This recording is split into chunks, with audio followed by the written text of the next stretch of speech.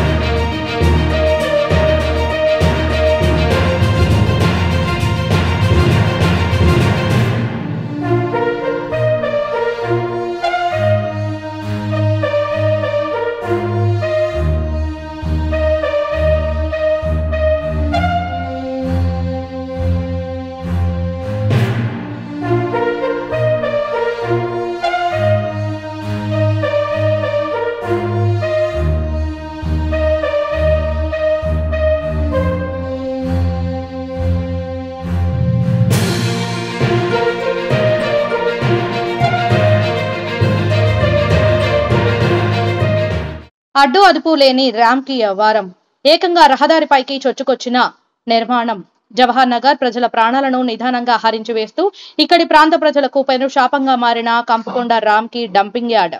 రామ్కి ఆగడాలకు హద్దు అదుపు ఉండదు. నిబంధనలను వీరు అసలే పట్టించుకోరు. ప్రజల ప్రాణాలంటే వీరికే మాత్రం లెక్కలేదు. తాజాగా చెన్నాపురం నుండి తిమ్మాయిపల్లికి వెళ్లే ప్రధాన రహదారి పైకి చొచ్చుకొచ్చి మరీ ప్రహరీ నిర్మాణాన్ని చేపడుతున్నారు.